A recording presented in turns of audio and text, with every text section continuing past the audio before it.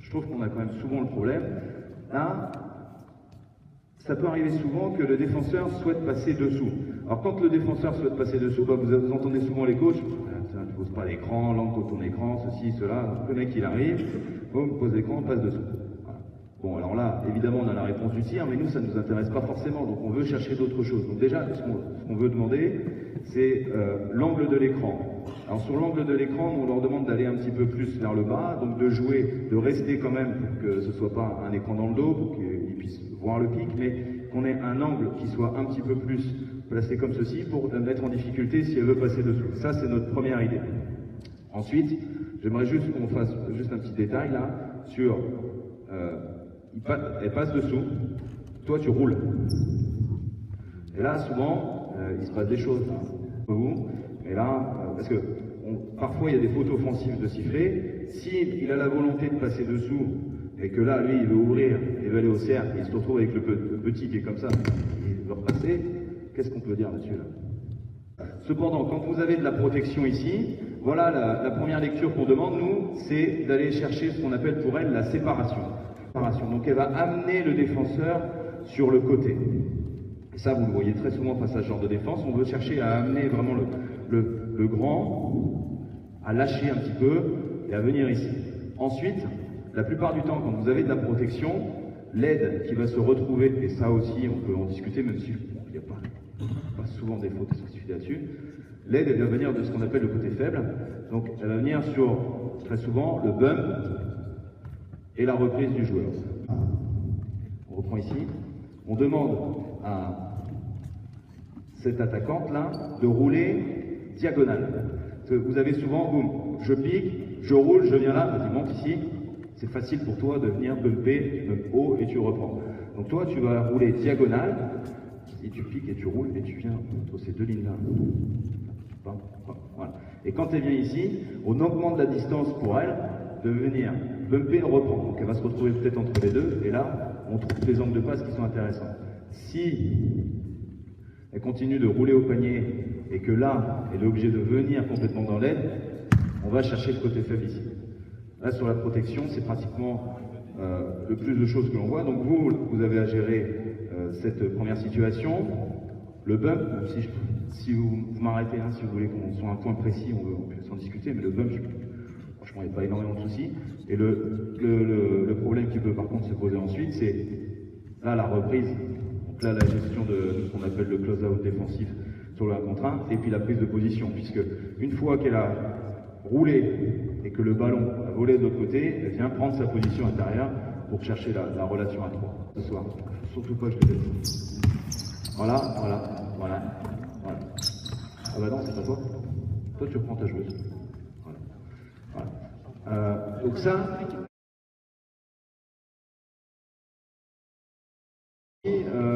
la problématique de quand il y a la séparation, on a quand même ici la grande qui peut se retrouver un peu longtemps contre le petit, mais bon, c'est pas... Moi, je préfère qu'on en parle de ce mismatch sur une défense. Au milieu, la même situation. Une autre chose qui est importante, quand le défenseur décide de passer sous l'écran, voilà, pour prendre l'écran, voilà. Très souvent, ce qui est utilisé, c'est le rescreen. Alors, voilà, nous, ce qu'on demande. Passe dessous. Voilà. On demande là, juste maintenant à ce joueur-là de pivoter. Tu pivotes sur ta jambe droite, non, sur l'autre. Poum, non, comme ça, vas-y. Poum, voilà. Et là, en pivotant, tu te retrouves directement dans la bonne ligne pour faire le deuxième écran. Et quand le deuxième écran est à l'intérieur de la zone à 2 points, la défense dessous, elle n'existe pratiquement plus. Moi, ce que je demande à mes joueurs, c'est surtout d'attendre le replacement du joueur, parce que quand le grand n'attend pas et qu'il enchaîne rapidement les deux, tiens, attends, je prends ta place vite fait, vas-y, défends, passe dessous, bon, voilà. Et à peine repassé qu'il est déjà comme ça peut être ennuyeux. D'attendre, vas-y, reviens, tu fais ça mieux que moi, vas-y. Passe dessous, on la laisse passer, non, dans l'autre sens. Ouais, c'est facile parce que tu te retrouves directement dans la bonne ligne. Il passe dessous, boum, et tu y es directement. Vas-y, on recommence. Boum, voilà. Voilà, on la laisse repasser, et là on se retrouve dans la même situation que tout à l'heure. Le pic, rouler diagonale, séparation, et la remontée. Voilà, ça les re-sprints, vous en avez quand même beaucoup, et vous allez en avoir dans les fins de possession, dans les fins de quart-temps. Très souvent, on joue sur les écrans sur le milieu, et il y a de la pression sur le porteur de balle, tu viens ici. Voilà. Et là, la plupart du temps, quand le premier écran arrive, ce qu'ils veulent, c'est passer dessous. Quoi. Voilà. Dessous, hop, hop, voilà. Et là, voilà. Ça, il faut que vous soyez prêts à gérer ce genre de situation sur les fins de possession, parce que ça arrive extrêmement souvent.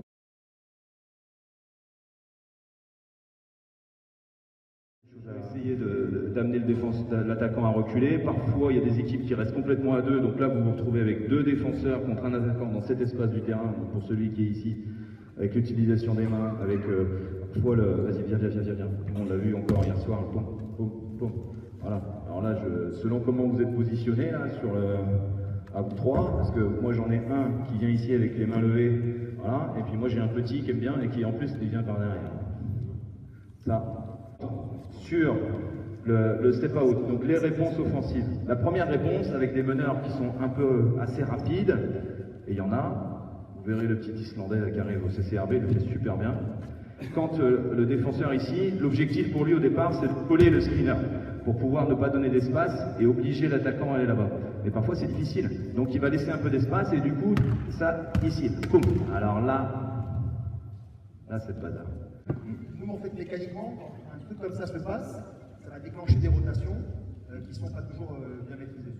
Alors c'est très bien. Il y a des réponses qui sont individuelles par rapport à la qualité du porteur de balle. Donc on a vu le split là, comme ça.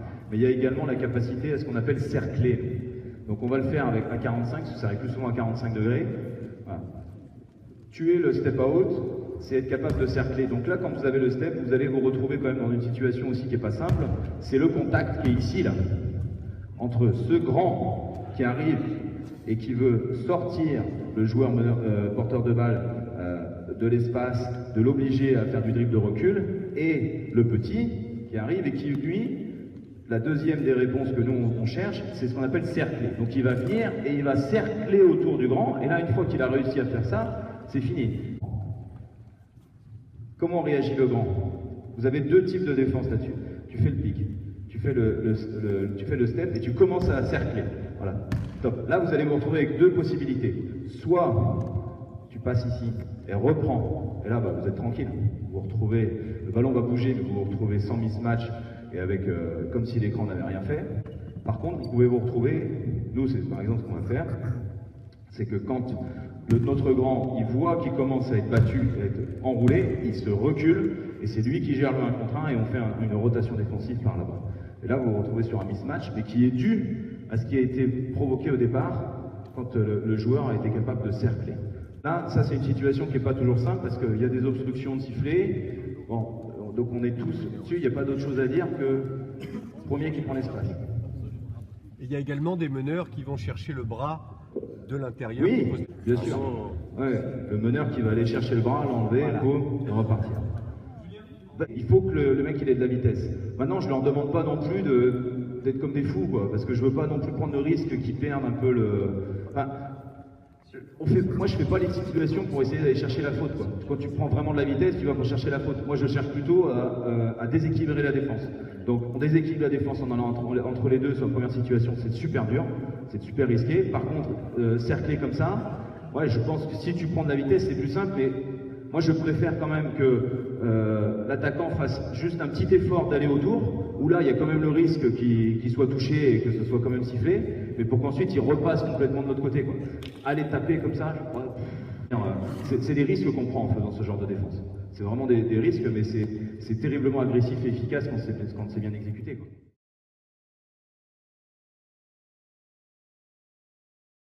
Je disais tout à l'heure, par rapport à vos choix, quand vous voyez ce genre de défense, il faut que vous soyez prêts à gérer ce qui va se passer entre le meneur et le défenseur grand de l'écran.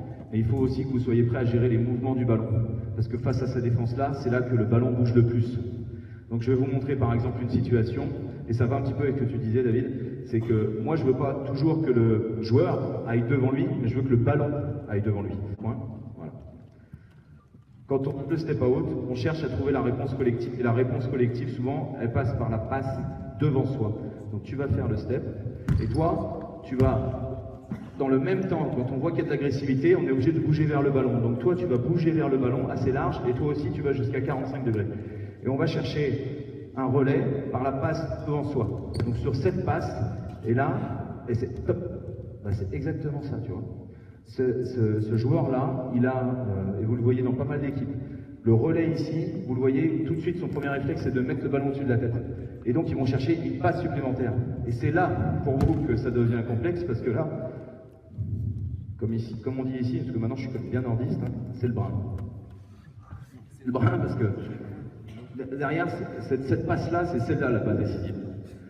Toi, tu vas faire la même chose, tu vas rouler diagonale, que ton défenseur est sur le step out, ça amène d'autres rotations. Donc c'est à toi de venir. Si elle est en retard, c'est toi qui vas faire passe décisive, vas-y, boum. Et là, vous vous retrouvez avec la plupart du temps un petit qui défend un grand, et un grand qui arrive ici sur la prise de position et qui veut marquer le plus vite possible avec le petit qui vient derrière ou au-dessus, sachant que nous on lui demande d'aller au-dessus. Et vous avez également la troisième possibilité qui est l'utilisation de la skip pass. Donc toi, voilà. Donc tu vois, ton défenseur est complètement venu ici, et on enchaîne sur la skip pass. Donc là, vous vous retrouvez de nouveau avec tout le ballon, les 10 joueurs qui sont en train de changer de position. Là, vous allez vous retrouver avec du tir et avec de la réattaque derrière la rotation. Et ça peut être une situation compliquée. Allez, boum, boum, voilà, voilà, voilà, et là, boum, boum. Voilà. Et tout ça à travers le step out. Donc ensuite, on aurait pu placer le dernier joueur, et on a quand même beaucoup d'équipes dans le championnat qui sont faites avec des postes 4 shooters, qui sont considérés comme des arrières. Donc quand on a des défenses qui sont faites comme ceci, on joue très large pour faire voyager la balle, et parfois on peut même amener le ballon jusque dans le coin, sachant que je pense que maintenant pour la plupart d'entre nous, coach, l'utilisation du coin, et là c'est pas compris par tous les joueurs, ici pour nous, enfin pour moi, hein, c'est vraiment fait pour tirer ou passer, hein, parce que t'es en dribble. Voilà. Sur le step out, l'une des réponses, elle est vraiment collective avec la passe devant soi. Alors, le step, je pense que vous allez le voir beaucoup plus souvent à 45 degrés. Dans l'axe, c'est vraiment difficile. Il y en a qui le font, mais c'est quand même plus complexe. Et là, on fait exactement la même chose. On cherche la passe devant soi. Donc là, boum, tu montes, boum, voilà, passe. Et toi, tu viens bien rouler sur cette ligne-là pour que l'aide qui vient de l'opposé soit très très compliquée. Et la même chose, soit la passe ici, soit la skip. Donc sur le step, vous allez avoir du boulot parce qu'il y a de l'agressivité, il y a du mouvement du ballon, il y a ce qu'on appelle des close-out, donc des joueurs qui vont arriver, vas-y, skip là, skip, skip, ouais, voilà, comme qui vont arriver avec différentes consignes défensives. Parfois ça va être complètement au-dessus pour avoir le drive sur la ligne de fond. Il y en a qui vont rester ici, qui vont donner le tir et qui vont attendre, et il y en a qui vont arriver, boum, ça va être direct les mains.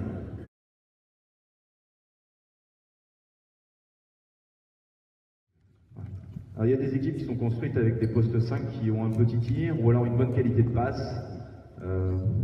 Pour être précis, si on doit donner des exemples de joueurs, Roméo Trévis par exemple le fait à la perfection. Il va jouer quand même un peu 5 encore au Mans. Premier pic ici, et quand il y a le step, on fait ce qu'on appelle le short roll. Ah, tiens, Randall Folker était le meilleur pour ça. Et le joueur va chercher à recevoir le ballon dans cet espace-là. Dans un espace où les défenses, on ne sait pas qui va venir aider. Enfin, si, normalement on sait, mais il y a beaucoup de difficultés. Donc, short roll pour ici le tir ou alors une passe supplémentaire. Donc, bon, je pense pas que ça amène énormément ça amène beaucoup de problèmes à la défense, ça amène moins de problèmes, je pense, pour vous. Boum, ici, la plupart du temps, ce qui se passe, voilà, c'est que bon, en attaque, on place toujours l'autre attaquant déjà dans le coin pour augmenter les espaces d'aide défensive. Si elle était restée à 45 degrés, pour elle, c'était beaucoup plus simple de venir juste faire une petite aide, reprendre, et ça donnait le temps à son défenseur de revenir. Si elle se met dans le coin directement, ça rend les choses beaucoup plus compliquées. Et la seule chose que je pense sur laquelle il faut peut-être être attentif, c'est que l'attaquant poste 5 va recevoir le ballon et va être un petit peu dos à ce défenseur-là qui du coup peut arriver pour aller vraiment tenter une interception. Et dans cet espace-là, ça peut, par rapport à vous, Et encore une fois, le ballon change complètement d'axe, ça peut être compliqué. Et parfois aussi, c'est le défenseur 4 qui va et il décide de changer entre les grands. Donc elle a fait le step, vas-y, elle fait le step, et sur la rotation, le 4 vient, le 5, et donc du coup là, on peut avoir un temps d'avance, et là on cherche à faire la passe lobée, ou alors la passe à terre. Donc ça nous amène encore une passe de plus, mais c'est une organisation qui est très efficace contre le step, que vous voyez de plus en plus, et qui, je pense, comme ça, n'amène pas trop de situations problématiques. On revient dessus, mais si on peut en réussir, hein, à mettre vraiment un peu de clarté, parce que là, voilà, là, moi, ce qu'on demande, c'est comme ça. Tu ouvres comme ça, voilà, et comme ça, là, et se retrouve l'intérieur, et se retrouve tout de suite dans la bonne orientation. Donc il est prêt à recevoir le ballon, et la plupart du temps, et puis en plus, il va voir d'où vient l'aide défensive. Et la plupart du temps, elle vient quand même d'ici. Voilà. Donc là, l'attraper, il se fait en mouvement, parce que c'est dans la passe. Qu'est-ce qu'on fait?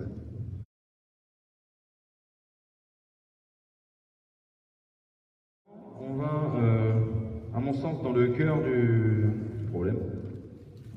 Avec les deux dernières défenses. Donc la première qu'on appelle le keep side, enfin que nous on appelle le keep side, mais que vous pouvez appeler, je ne sais pas comment vous l'appelez, l'inversion, le refus de l'écran. Vas-y, mets-toi en place là. Fais une pique ici. Et toi tu orientes sur la ligne du côté là. Voilà, exactement. Comment vous l'appelez? Dina. Très bien. Oui, no screen, deny, c'est très bien. Voilà. Donc on va l'appeler comme ça, no screen. Sur la défense de keep side, donc là, très souvent, c'est assez bien fait. Hein. Donc là, vous avez maintenant beaucoup d'équipes qui l'utilisent et refusent l'écran. Bon, l'objectif, c'est de couper les continuités. Donc, pour moi, il y a deux grands types d'écran, et c'est là que c'est pas simple pour vous, parce que je pense qu'il y a des deny qui ne servent à rien, qui sont faits dans des débuts de possession et que parfois on va chercher, je vais vous montrer, à forcer, qui vont amener des continuités. Et quand vous voyez que le ballon bouge vite sur les keep side, je pense que voilà, ce sont des situations qui ne servent à rien, quoi, et qui amènent juste l'équipe offensive à chercher la continuité. Donc ce serait dommage parfois d'arrêter le jeu sur des trucs. Voilà. Et il y a le keep side de fin de possession, ou alors le keep side qui veut vraiment être décisif. Et donc là, on peut en discuter plus facilement. Quand vous avez du keep side sur du début de possession, nous par exemple, on a un play qui est assez simple. Mets-toi dans l'axe là, parce que vous avez aussi ce keep side ici, où tu poses l'écran comme ça, voilà, et toi tu te mets complètement comme ça. Voilà. Voilà. Donc là, vous avez du keep side comme ça. Bon, nous, on a un mouvement où ça nous coupe complètement la continuité, alors que nous, on aimerait bien jouer le pic et ramener le ballon ici. On va juste demander à forcer l'écran pour jouer une continuité. Donc, il va... Je reste dans la position légale quand même de poser l'écran, sinon je vais vraiment me faire engueuler. Bon, tu te mets un petit peu plus au-dessus, même si elle passe dessous, c'est pas grave. Mais ce qu'il faut, c'est qu'on puisse jouer notre continuité de mouvement. Donc que toi, tu puisses partir en dribble ici, pour qu'ensuite, le ballon puisse voyager, quoi. Donc ça, par exemple, c'est une situation où, bon, franchement, il n'y a pas d'avantage particulier. Si vous l'avez à 45 degrés, c'est pareil. Tu forces complètement, donc vous allez vous retrouver parfois, ça peut sembler un peu bête, parce qu'il est complètement ici pour poser l'écran, mais ensuite il va loin, et on se retrouve dans une situation de protection qui peut être quand même intéressant pour prendre un réel avantage, puisque contrairement à la situation de protection que je vous ai montré tout à l'heure, où cette joueuse-là, elle devait protéger ensuite l'accès au panier du porteur de balle, là, elle est en position entre le panier, elle est sur la ligne entre le joueur porteur de balle et le panier. Donc si tu forces l'écran et que toi tu vas vite, ça peut être compliqué si tu vas dans la séparation pour toi de revenir. Et c'est pas, je pense, ce qui va vous poser le plus de problèmes. Ce qui pose le plus de problèmes, c'est quand on change l'angle de l'écran en cherchant l'agressivité. Alors, ça veut dire qu'on va se placer ici pour que derrière, toi, tu puisses prendre un avantage. Donc déjà, il y a deux positionnements. Il y a celui-ci et il y a celui-ci. Que pratiquement tous maintenant on fait, parce que c'est très simple, on est directement dans la course derrière, on n'a pas besoin de pivoter, donc il peut y aller. Voilà, excellent. Et maintenant, vous allez vous retrouver sur le mismatch. Parce que là, le petit, maintenant, ce qu'on lui demande, c'est d'aller chercher le vent. Et ce qu'on va demander de plus en plus, et ça va amener pour vous aussi des changements dans votre positionnement, peut-être, c'est que ce qui se fait de plus en plus, c'est que dès qu'il a posé l'écran, dès qu'il a passé l'écran, pardon, on lui demande de crosser et d'aller chercher l'opposé pour ouvrir l'angle pour toi. Donc là, boum, cross, petit contre grand, je peux le contourner. Donc la gestion de la défense du 1 contre 1 sur le mismatch et aussi d'avoir le grand qui arrive. Voilà. Et là même, toi tu es beaucoup plus agressif. Quoi. Tu vois. Donc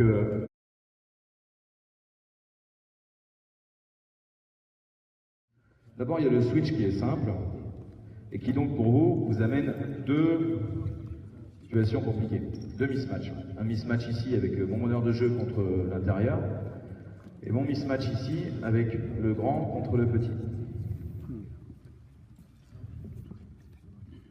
Que vous soyez clair avec moi sur ce que vous regardez ici, ce qui peut être sifflé, notamment en termes de faute offensive, du grand qui va chercher la position sur le petit. Voilà. Parce que l'attaque a deux options. C'est soit elle joue le mismatch extérieur du drive du petit contre le grand, soit elle cherche le mismatch à l'intérieur du grand. Moi je suis clair avec vous, je préfère largement qu'on joue ça. Parce que ça, c'est des trucs à emmerde. C'est des trucs à emmerde parce que les petits bougent très très bien autour des grands et ils sont chiants à tenir. Mais aussi parce que je trouve qu'il y a quand même des risques de faute offensive qui sont très importants. Souvent, nous, ce qu'on nous demande, c'est arbitrer la défense. Donc, comment est-ce que le petit est l'option défensive qu'il a prise? Est-ce que c'est de passer devant? Auquel cas, il va devoir... Ouais. Auquel cas, s'il se met devant... T'es défenseur? Je suis défenseur. T'es devant. Il va être ici, il va essayer de garder, se dérouiller peut-être un petit peu. Ouais. Ou est-ce qu'au contraire, comme on a pu le voir sur des situations vidéo, peut-être plutôt à l'extérieur aussi, il est derrière, et comme tu disais, il va essayer de bouger autour. Donc là, je vais essayer de passer. Ouais. Et là, on voit très souvent les petits qui jouent très bien. Le bras est là, le grand est en position légale dans son cylindre, et le petit, il vient ici en essayant de passer. Il le fait bien, putain. Je peux aussi vous dire un truc, notamment quand vous voyez qu'il n'y a pas 4 fautes d'équipe, l'une des consignes peut être très simple, hein. On fait faute. Alors juste une chose, parce que là aussi, où c'est sifflé, c'est avant. Tiens, t'es avec moi. Voilà. Tiens, mets-toi juste ici, le chat, là, tu défends le poseur, voilà. Moi je pose, boum, on switch. Et c'est là, c'est quand on va aller de là à là. Qu'est-ce que je peux faire ici, moi, qu'est-ce que je peux pas faire? Où est-ce que je mets mes mains pour prendre la position? Parce que là, le grand qui vient ici, boum. On va vite repérer, nous, quelle est la volonté du petit. Est-ce qu'il a vraiment envie de défendre ou est-ce qu'il n'a pas envie de défendre et tenter une faute offensive? Si le grand vient ici et qu'on voit que le petit est en train d'essayer d'aller venir dans les bras là, du grand, on sent aussi que le petit va essayer de nous avoir pour qu'on prenne une faute offensive. S'il y a une vraie volonté sur les appuis, soit de rester derrière et de contenir, soit éventuellement de passer. Souvent il passe pas trop ici parce que ça laisse beaucoup d'espace derrière. Tout à fait. Et s'il y a une volonté d'être plus bas, de passer devant, alors on va regarder au niveau des espaces et surtout des bras aussi pour voir qui gagne un espace et qui peut déloger l'autre. Voilà. Alors c'est très intéressant parce que, vous voyez, nous de notre côté, on râle parce que c'est dû à la consigne des coachs. Parce que le mec s'est fait engueuler l'action parce qu'il a, à mon sens, fait la faute, mais parfois, bah, vous attendez un petit peu quand même, tu vois, et boum, bah, ça fait la faute, le petit, le monte, il grand, le grand il monte, et boum, ça fait 2 points, la faute et tout le tralala. Du coup, la faute suivante, il va arriver, il la fait tout de suite. Là, tu viens poser l'écran, tu le poses de n'importe quel côté, parce qu'elles sont positionnées de toute façon. Voilà. Et là, bah, voilà, c'est ma petite meneuse. Et là, c'est ma grande 3. Donc on va switcher à 3 pour avoir un mismatch qui soit moins important. Voilà.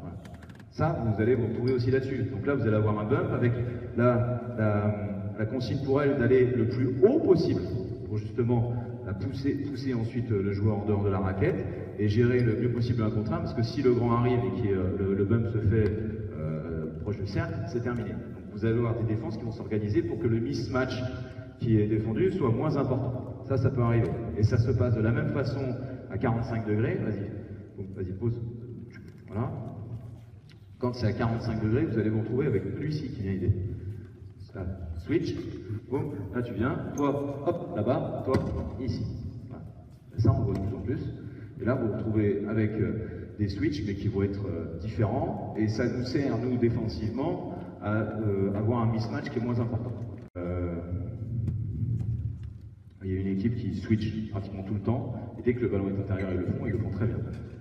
On trappe ici. Donc ils forcent le ballon à arriver à 45 degrés, le ballon arrive à 45 degrés, elle est organisée, et là on vient à 2.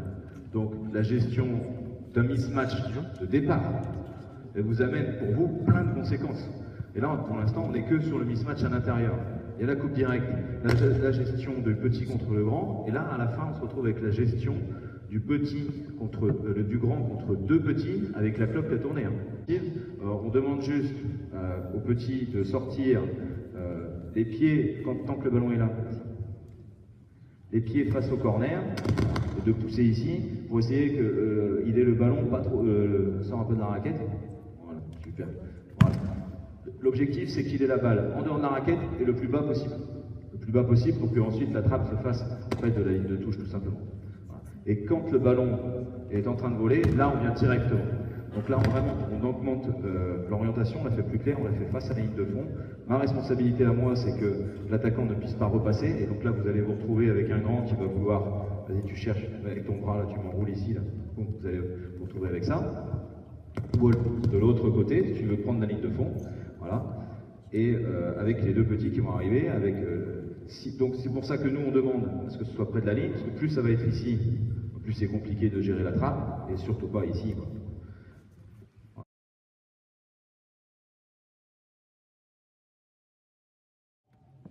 Quand vous avez le mismatch qui est petit contre grand, je descends très bas. Voilà. Donc là, il y a plusieurs possibilités. Alors vous allez avoir plusieurs consignes défensives. Il y a beaucoup d'équipes qui vont jouer, qui vont se dire, je gère le 1 contre 1 ici, je vais donner le tir à mon joueur extérieur, et puis sur le 1 contre 1, on verra. Donc vous allez avoir les petits qui vont jouer, boum, le tir. Pour vous, ça, je pense que c'est tranquille. Une des consignes offensives qui se fait le plus souvent, c'est d'utiliser une passe pour faire croire à la défense qu'on ne va pas utiliser le mismatch tout de suite. Donc on va passer la balle devant nous. Voilà. Est-ce que vous savez quel va être le comportement naturel de ce joueur-là, intérieur, entre le petit? Naturellement, ce qu'il fait. Il recule. Voilà, c'est naturel. Donc, il est là, il est concentré, il se dit, putain, il faut que je défende le 1 contre 1, je suis mal. Passe la balle, et bon, eh ben nous on la repasse. Et là, tu vas gagner. Donc quand, sur les 24, vous n'avez pas encore 4, 3, 5, 4, 3, préparez-vous à ce que, pareil, je pense que vous êtes aussi focus là-dessus, là il y a un mismatch, on passe là-bas, là il n'y en a plus là. Mais ça va revenir. Donc passe, repasse, c'est une action qui est pour nous super intéressante, qu'on joue beaucoup et qui va compter avec les nouvelles règles. Parce que là, moi je la passe, et là maintenant, moi j'y vais en mouvement là. Voilà. Elle est droitière. Donc du coup, on va lui libérer l'espace pour aller à droite. Donc là, vous allez vous retrouver là-dessus. Attention, quand vous êtes sur les fins de possession et que là, il y a un mismatch, la plupart du temps, les équipes qui font ça, ils ont confiance à leur grand. D'où une nouvelle fois le recrutement, soit de joueurs qui sont très grands et qui peuvent tenir un peu de latéralité, mais surtout qui vont gêner les tirs, ou alors de postes 4-5 qui sont plus petits, mais qui sont plus mobiles, et qui sont aussi capables de mieux gérer dans cet espace-là le mismatch, et qui du coup va mettre en difficulté le grand. Donc vous aurez certainement moins de défensive sur les fins de possession de mismatch, c'est vraiment un duel entre le petit et le grand qui a géré.